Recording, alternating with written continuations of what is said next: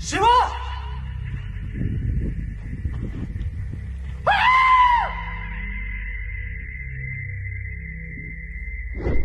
Temples. What's there inside? Just a stone, is it? Let's forget that it's God for some time. Let's talk science, okay? Let's look at the stone as a stone. Keep your gods aside for a while. I'll tell you the basics, listen. If you look at the temple structure, deep inside the sanctum sanctorum, all you will find is a stone. 6 to 7 feet or 9 feet, including the pedestal, etc.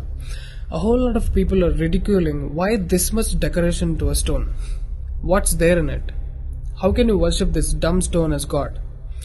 To all the idiots who are ridiculing idol worshipping, let's talk science, okay? What is it? It's a rock. What is rock? Rock is made up of metals and minerals. If you go to a valley and shout something, what does the rocks do? It will give you an echo.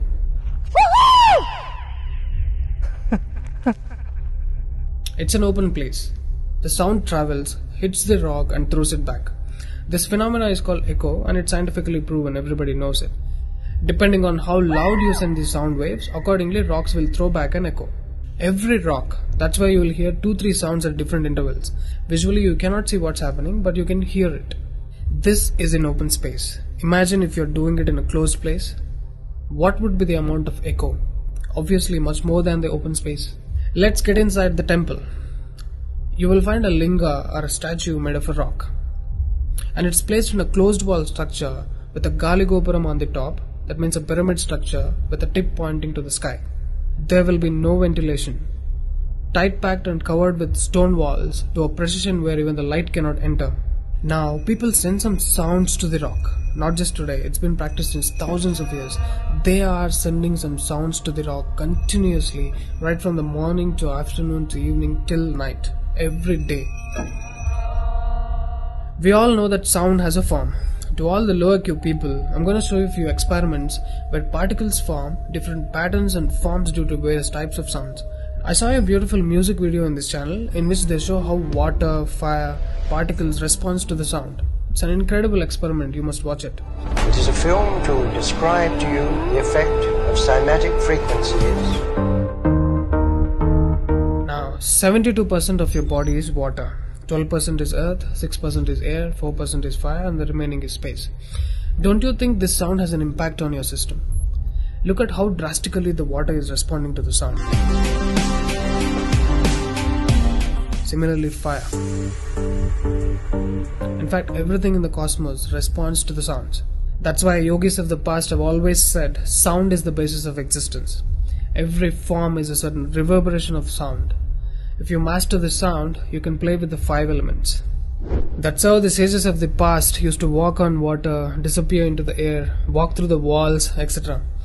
In Harry Potter movie, what you have seen is just a fiction story. But here, we have got yogis who did all that for real. Even though there are many mystics who can do these things, not just them, you and I can do it if we attain certain mastery over the sound. You need a perception beyond the senses to do that. For that, you need to do a different level of sadhana. You can't do that in a laboratory through some dumb experiment. All those who tried either ended up neurotic or died an utter failure. Wasted a lot of money in the research. So except dhyanam, technically there is no other way. Sorry to disappoint the people who are lazy to yoga. Okay, sound.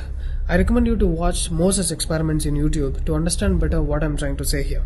Inside the temple, they chant some mantras. What happens is, the sound will touch the stone and bounce back in different directions. Because it's a closed room, the sound has to pass out through the main door. And whoever is standing in front will be completely soaked in that energy. Now, what do they chant? Vishnu Sahasranamam in the morning and Lalita Sahasranamam in the night. There is Shivopasana Mantram, Lingastakam, Am Namah Shivaya, Nirvana Shatakam, etc., which will have different impacts on the human system.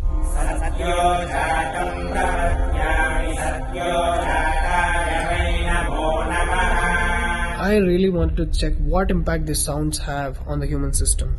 So I went to a neurosurgeon to really experiment and document the impact of these sounds on the human brain, the human system. I took my friend Rahul for the EEG test. It's called electroencephalography, where you can see the brain activity, the activity of the nervous system of a person on a computer. We played Lalita Sahasranamam to him.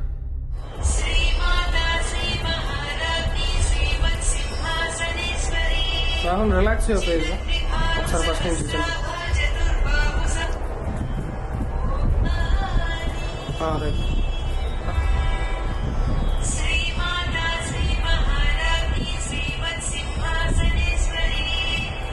The kind of parasympathetic differences that he's getting is anonymous. Oh my god, then I understood. These sounds are engineered in such